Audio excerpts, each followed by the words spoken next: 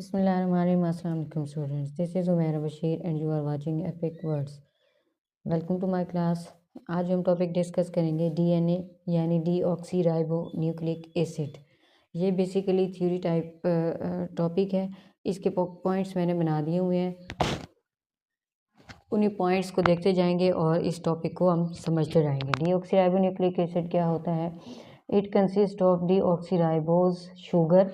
Deoxyribonucleic acid consist करता है यानी DNA consist of deoxyribose sugar. DNA मुश्तमिल होता है डीऑक्सीराइबोज शुगर पर। Its structure was discovered. इसका जो स्ट्रक्चर था वो किसने डिस्कवर किया था? दो साइंटिस्ट थे, जे वाटसन एंड एफ क्रिक। 1953 में उन्होंने इसका स्ट्रक्चर डिस्कवर किया था और उन्होंने बताया था कि डीएनए क्या होता है।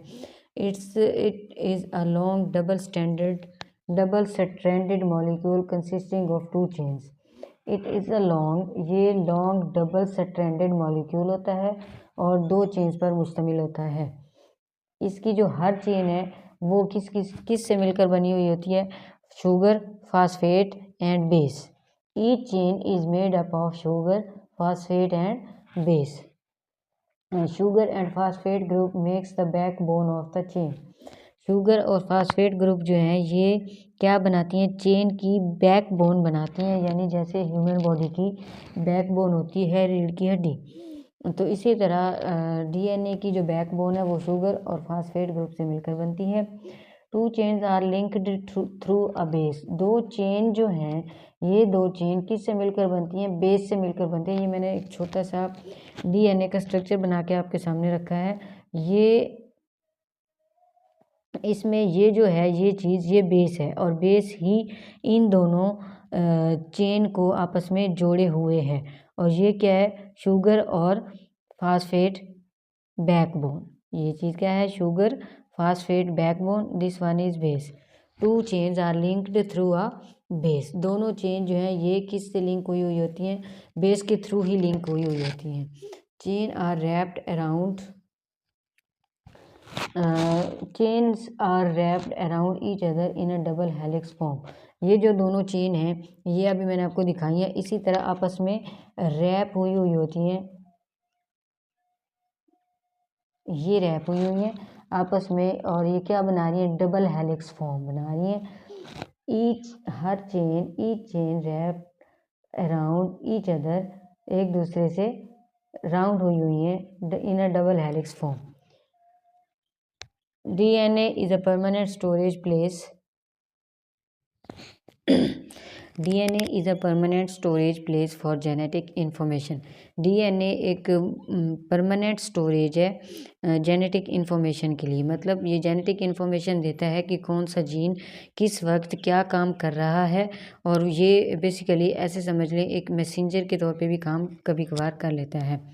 It passes these information as instructions from generation to generation. ये क्या करता है? ये इन्फॉर्मेशन देता है। अभी थोड़ी देर पहले मैंने आपको कहा कि ये एज अ मैसेंजर भी काम करता है। ये इसी तरह ये इसको जो भी इंफॉर्मेशन मिलती है डीएनए को, ये डीएनए वही इंफॉर्मेशन लेता है, वही इंस्ट्रक्शंस लेता है और वही जनरेशन टू जनरेशन इंस्ट्रक्ट करता जाता है हर प्रोटीन बनाने में और अमाइनो एसिड्स के बनाने में। These instructions are genetic code of life. In instructions को क्या कहते हैं? जेनेटिक कोड ऑफ लाइफ भी कहा जाता है। They determine whether an organism is a man or a tree or a donkey, whether a cell is nerve cell or muscle cell. ये क्या बताते हैं? डीएनए बेसिकली ये बताता है कि ये डिटर्मिन करता है, ये फाइंड आउट करता है, ये फिगर आउट करता है कि ये ऑर्गेनिज्म आया मैन है, वुमेन है, ट्री है, डंकी है, या फिर ये जो सेल है ये सेल कौन सा है? नर्व सेल है या फिर मसल सेल है। तो it means it is a genetic code of life. क्या भला? डीएनए। आगे अगर डीएनए के थोड़े से फंक्शंस देखें तो डीएनए के फंक्शंस ये हैं। Function of double helix formation of DNA is to ensure that no disorder take place. Double helix formation अभी मैंने पीछे भी बना के दिखाई थी, यहाँ पे भी बना लेते हैं। ये डबल हेलिक्स फॉर्म है वो कहता है ये जो डबल हेलिक्स फॉर्म है डीएनए की, ये मेक श्योर करता है, ये इंश्योर करता है कि कोई भी नॉन डिसऑर्डर चीज़ नहीं हो रही, कोई भी डिसऑर्डर टेक प्लेस नहीं हो रहा। डीएनए क्या करता है, डीएनए का फंक्शन ये भी है कि ये कंट्रोल करता है सिंथेसाइज ऑफ आरएनए, यानी आरएनए की जो सिंथेसिस हो रही होती है उसकी सिंथेसिस के दौरान डीएनए कंट्रोल करता है कि इसकी सिंथेसिस कहाँ तक कंप्लीट करनी है, कहाँ तक लेके जाना है, इसकी इंस्ट्रक्शंस जो डीएनए को पीछे से मिल रही होती हैं। Error introduce into the gene synthesize faulty RNA. अगर तो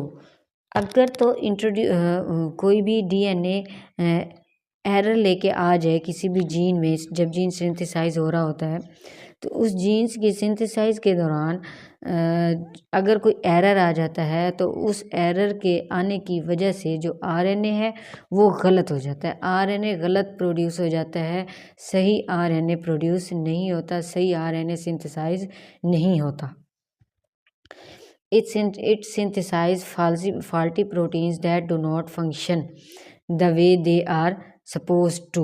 अब जाहिर सी बात है जब गलत आरएनए सिंथेसाइज होगा तो वो गलत आरएनए आगे जाके गलत प्रोटीन को सिंथेसाइज करेगा। जब एक प्रोटीन ही गलत बन रही है तो वो सही तरीके से परफॉर्म नहीं कर पाएगी, सही तरीके से वैसे फंक्शन प्रोवाइड नहीं कर पाएगी जो उसका फंक्शन देने का काम है। This order cause genetic disease.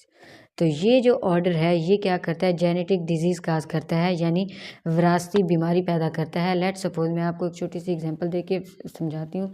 कोई किसी भी लिवर ट्रांसप्लांट का या ऐसे समझ लें किसी को जिगर की बीमारी है, जिगर में जो है लिवर में जो है वो ब्लड नहीं रुक पा रहा, हर मंथ उसको जो है जिगर को खून देना पड़ता है, ब्लड देना पड़ता है। तो वो उसकी वजह क्या है, उसकी वजह यही है, उसका रीज़न यही है कि उसके दादा में, नाना में, परनाना में या परदादा में कहीं पे भी जेनेटिक डिसऑर्डर आ रहा है। और वो जेनेटिक डिसऑर्डर कैसे आया, इस तरह आया कि जब